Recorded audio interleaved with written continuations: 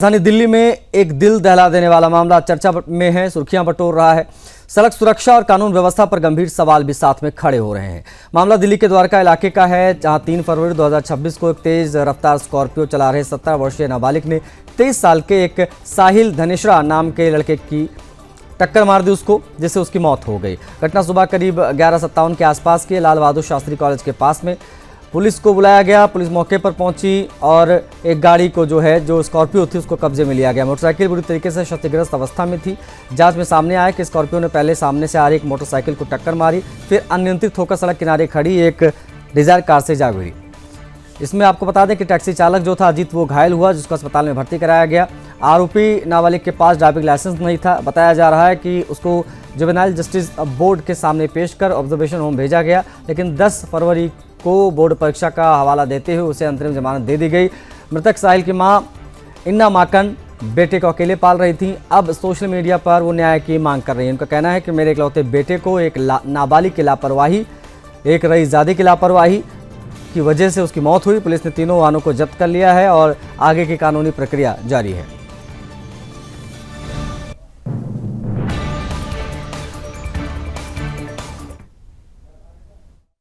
मैंने अपने बच्चे को 23 साल से एज ए सिंगल मदर पाला है और एक रईसजादे की स्कॉर्पियो जो कि स्पीड की रील और स्टंट मारने के लिए अपने घर से गाड़ी लेके निकले थे अनलाइसेंस्ड।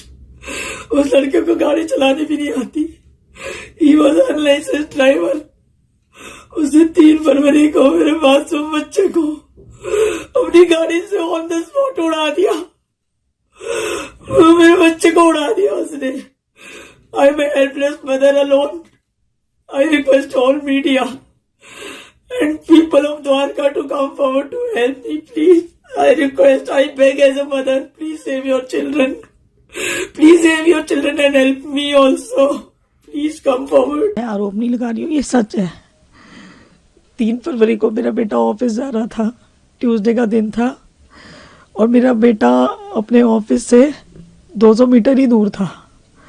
ये स्कॉर्पियो जो है, मेरा बेटा इधर से आ रहा था, तो ये स्कॉर्पियो ऑपोजिट साइड से अपनी सोसाइटी से आ रही थी, और ये लड़का जो अक्षत्र सिंह जो ये स्कॉर्पियो चला रहा था, ये स्टार्टिंग से ही लेफ़्ट मुड़ने के बाद बहुत ज़्यादा स्पीड में था ये।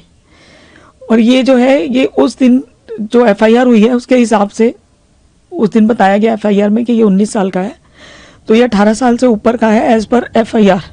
उस दिन की एफआईआर, बाद में इसको जुवेनाइल बताया गया, लेकिन उस दिन एज पर एफआईआर इसको 19 साल का बताया गया था। और पैसेंजर सीट पर इसकी बहन थी।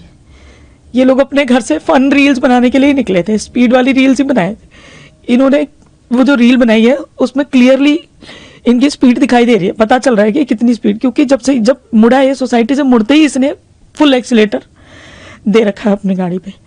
इसकी सिस्टर जो पैसेंजर सीट साथ में बैठी थी वो रील्स बना रही थी, और इनका ध्यान दोनों का रील पर था। कि जिस स्कॉर्पियो गाड़ी से टक्कर मारी गई उसके ऊपर 13 चालान थे पहले से। अब ये सवाल सिस्टम से बहुत बड़ा है कि 13 चालान वाली गाड़ी, और सारे के सारे चालान आपको बता दें ओवर स्पीडिंग के ही थे। उसके बावजूद इस गाड़ी को जब्त तब तक नहीं किया गया था। अगर ये गाड़ी पहले ही जब्त हो जाती तो शायद 23 साल का साहिल आज हमारे बीच होता। वो लड़का जो तमाम सपने देख रहा था, जिसका सपना था मैनचेस्टर में जाके पढ़ाई करने का, वो अपनी माँ पर और बोझ नहीं बनना चाहता था। इस प्रकार की तमाम बातें वो सोशल मीडिया पर लिखता था। घरों की दीवारों पर उसने तमाम तस्वीरें, तमाम टारगेट्स अपने लिख रखे थे, लेकिन आज उन टारगेट्स को पूरा करने वाला वो साहिल नहीं है। ये अपने आप में बेहद दर्दनाक है उस सिंगल मदर के लिए जिसने 23 साल तक अपने बच्चे को पाला, सींचा, और अब जब लड़का बड़ा हुआ 23-24 साल का, उस बीच में उसकी मौत हो गई एक रईसजादे की लापरवाही की वजह से। आप ये जो तस्वीर देख रहे हैं, दरअसल ये स्कॉर्पियो लेकर जब निकला था तो उसका मकसद सिर्फ और सिर्फ रील बनाना था, और ये उस सिंगल मदर ने भी कहा है अपने बयान में। ये नाबालिग लड़का स्कॉर्पियो गाड़ी बहुत ज़ोर से चला रहा था अपने घर से निकलते ही, बगल में उसकी बहन बैठी हुई थी, और ये वीडियो बहुत तेज़ी से वायरल भी हो रहा है। हालांकि लड़के के जो पिता हैं उन्होंने आके कहा कि वो पूरा सहयोग करेंगे जांच में, लेकिन सवाल बहुत गंभीर है कि आखिर जब पता था कि बेटा नाबालिग है, उसके पास लाइसेंस नहीं है, तो इतनी बड़ी एसयूवी उसके हाथ में दी क्यों गई, और वो गाड़ी लेकर इतनी स्पीड से निकला, और उसने किस प्रकार से ऑफिस जा रहे बीबीए के 23 साल के छात्र को उड़ा दिया और ऑन द स्पॉट उसकी मौत हो गई। सिस्टम से सवाल के साथ साथ में उन तमाम लोगों से सवाल है जो उस चौक पे उस समय मौजूद थे, वीडियो बना रहे थे, फोटो खींच रहे थे, उसके समय पर अस्पताल नहीं पहुंचाया गया, उसकी मौके पर ही मौत हो गई।